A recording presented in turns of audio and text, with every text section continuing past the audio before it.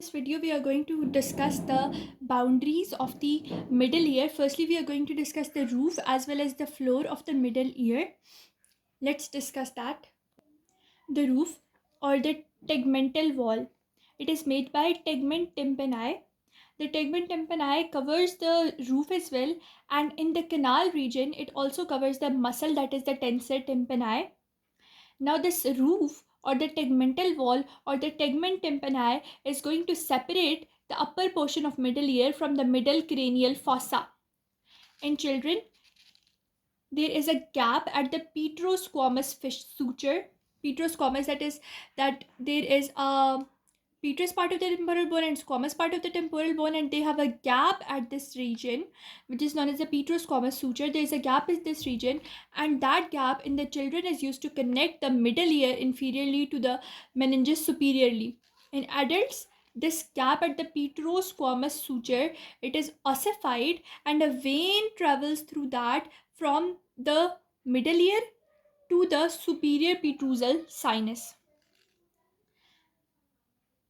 majorly to the superior petrosal sinus. So this is how the roof or the tegmental wall in children, it is separating, it is connecting the middle ear to the meninges. In adults, there is a vein that is passing through, it is going to connect your middle ear to the superior petrosal sinus.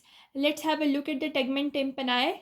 So in this diagram of the middle ear, you can see the superior wall or the roof which is formed by the tegment tympani, which you can observe over here, and it is going to separate the middle ear inferiorly from the middle cranial fossa that is located superiorly. Also, you can see in the canal region, this tegment tympani is also covering the muscle, that is the tensor tympani. So this tegment tympani not only forms the roof, but it also forms the roof of the canal, and hence it also covers the tensor tympani muscle. Now we will discuss the floor or the jugular wall. It is the floor actually has a thin plate of the bone, which is the temporal bone majorly. Middle ear, it separates the middle ear from the superior bulb of the internal jugular vein, and medial wall has a tympanic canaliculus through which the tympanic branch of the glossopharyngeal nerve passes through. So there are two things majorly. One is the separation from the superior bulb of the internal jugular vein.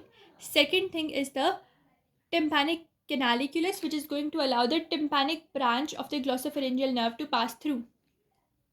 One vein, one nerve. So since this was the roof, so this is lower boundary is going to be the floor, and in the floor you can see there's a thin plate of the bone which is separating your middle ear cavity from the bulb of the internal jugular vein or the superior bulb of the internal jugular vein. Second thing, it is having a canaliculus that is known as a tympanic canaliculus, which is allowing the tympanic branch of the glossopharyngeal nerve to pass through. So this bone is separating two things. One was the from from the superior bulb of the internal jugular vein, the middle ear is concealed. Second thing is this tympanic canaliculus, which is allowing the glossopharyngeal branch of the tympanic nerve to pass through it. So for example, if this is our middle ear cavity, so far we have discussed the superior wall, that was the roof, and how it was related with the tegment tympani, and then we could discuss the inferior wall, that was the floor, and how it was separating with the internal jugular vein, and how it had the canaliculus through which the glossopharyngeal nerve passed through. Now I also told you that there was this the lateral wall, and lateral wall was connected to the external auditory meatus, and the medial wall which was connected to the internal ear. But now we also had an anterior wall and a posterior wall as well. Now we will discuss the anterior wall. The anterior wall has a lot of things. First of all, it has three openings as well. First of all, in the uppermost part there is this opening. Then in the middle there is separation between the superior opening and the middle opening, and then there is inferior portion. So let us discuss how these openings in the anterior wall are present. First of all, The anterior wall is also known as the carotid wall. It is narrow. Why it is narrow? Because you can see that this is the anterior wall right here. Because of the medial and lateral wall, it is compressed. Also because of the roof being descended towards the side, and also because this superior wall is descending downwards. Due to this, the anterior wall is a little bit compressed medial laterally and also superiorly. Now they're saying that the uppermost part has an opening for tensor tympani. So this uppermost opening, I told you, it was for tensor tympani muscle. Then the middle part has an opening for auditory tube. So middle part has an opening for auditory tube. So upper was for the tensor tympani, middle is for the auditory tube, and the inferior part, it has a thin plate of bone. And this thin plate of the bone, this is the thin plate of bone inferiorly it is located, and thin plate of the bone, it is the forming the posterior wall of carotid canal. This bone is forming the posterior wall of carotid canal. Then it has certain perforations majorly, but also it is separating the middle ear from the internal carotid artery. So superiorly we had this thing for the tensor tympani muscle to pass through. Then we had the hole for the auditory tube to pass through. Then we had this plate of the bone. This plate of the bone separates the middle ear from the internal carotid artery, and also it forms the posterior wall of the carotid canal. Now, if we look at this diagram of the middle ear, you can see the anterior wall, and the anterior wall had the superior one for the tensor tympani, then for the auditory tube, then it has a thin portion of the wall or bone. The bone is separating this portion from the carotid internal carotid artery, and also they were saying that the bone was forming the posterior boundary of the carotid canal. Then there were certain perforations in the bone. They had three things passing through them. One is the superior and inferior sympathetic cortico caroticotympanic nerves. They are superior and inferior. They are sympathetic and they are related to the carotid and tympanic plexus. So they are caroticotympanic nerves, and the inferior one is the tympanic branch of internal carotid artery. And this bone was separating your anterior wall from the internal carotid artery. So perforation is also for the tympanic branch of the internal carotid artery. Now between the upper part that was forming the opening for tensor tympani, and the lower part the opening for the auditory tube, there is this portion which is known as processus cochleariformis. This processus cochleariformis, on its posterior portion, it is forming a pulley for the tendon of the tensor tympani to turn laterally and reach the upper part of handle of malleus. So on the, for example, this was the posterior processus cochleariformis, and on the posterior part it forms a pulley like thing, and on this pulley there is this tensor tympani muscle which reaches the handle of the malleus. For here, for example, this is the malleus bone, it is a handle. So the processus cochleariformis, on its posterior part, it forms a pulley on which the tendon of the tensor tympani reaches the uppermost part of the handle of malleus by turning laterally.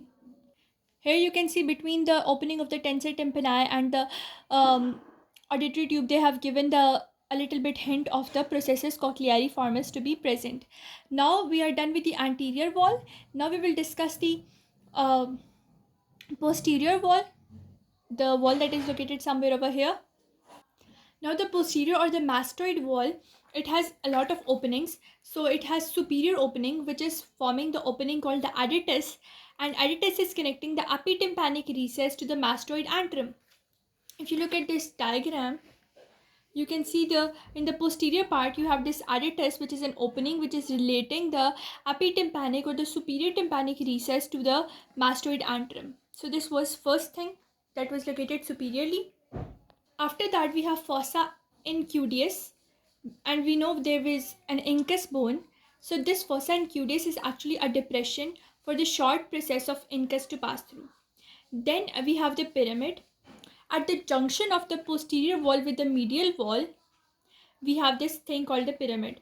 So for example, this was the anterior wall, So now this is going to be the posterior wall, and at the junction of the posterior wall with the medial wall, we have some elevation over here, which is known as a pyramid. I will make it somewhere over here.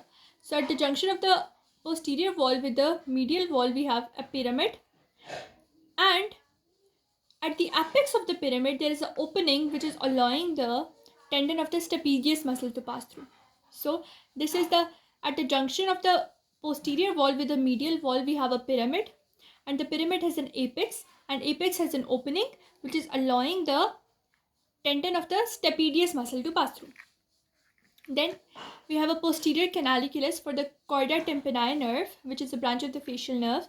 So just this was the pyramid, and just a little bit lateral to the pyramid, you can find the posterior canaliculus, and in the posterior canaliculus, which is also related to the posterior edge of the tympanic membrane, there is the chorda tympani nerve which enters the middle ear cavity. So a bit a revision. Firstly, we had the aretus. Aretus was leading the epitympanic recess into the mastoid antrum. Then fossa incudius, which was a depression for the short head of incus.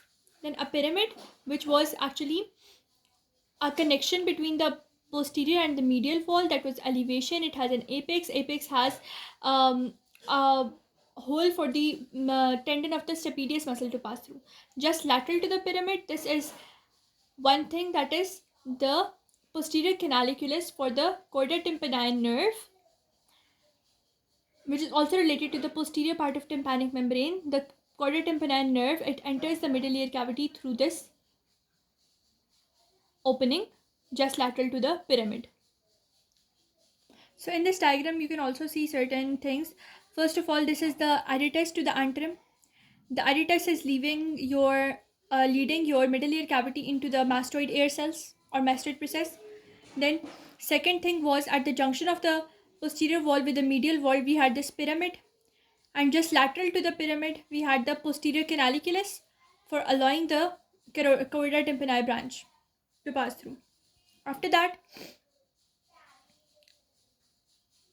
fossa incudius cannot be seen over here, but it is somewhere over here, which is actually a depression for the short head of the incus to pass through. So with that, we are done with the posterior wall.